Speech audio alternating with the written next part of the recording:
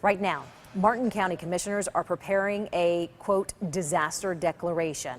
They want something done about what you see on the left side of your screen here, the algae blooms that continue to spread through area waterways. And now John Shaman is live at Central Marine. He's in Stewart with a close-up view of this algae. John?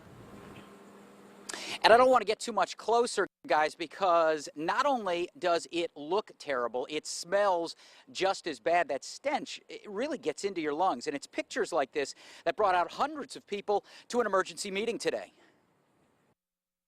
Our economy can't take it. Our environment can't take it.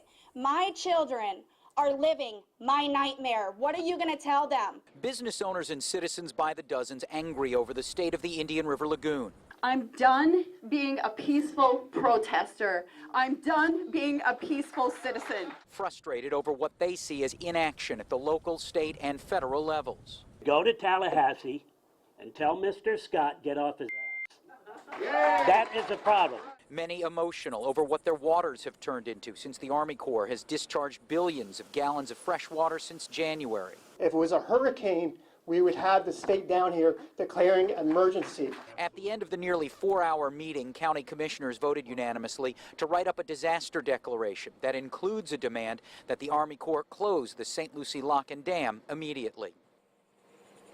Now, coming up all new on News Channel 5 at 5 o'clock, we will hear from one of today's speakers who I think might have had the biggest impact of them all as he was speaking for future generations.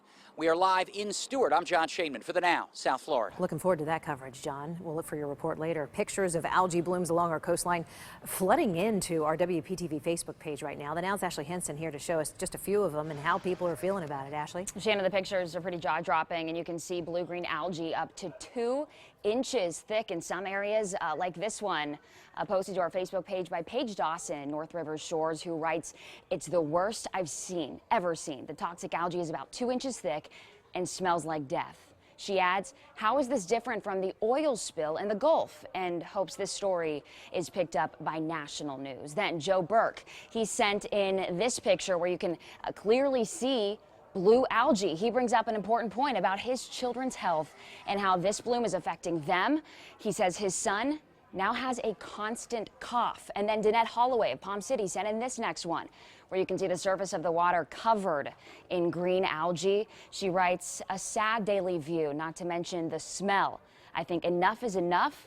It's time to stop." And then last but not least, Bob and Ann sent in this picture of Lake Clark in West Palm Beach. Michael Raymer snapped the photo today, explaining how the C-51 canal flows right into their lake, and with it, overwhelming amounts of algae. So we have been covering a lot of stories on blue-green algae lately. Coming up at 5, the Now's Katie Johnson asks Governor Scott what he is prepared to do about all of this. Shannon. Ashley, you're right. Those pictures are absolutely unbelievable that you just shared with us. Thank you. If you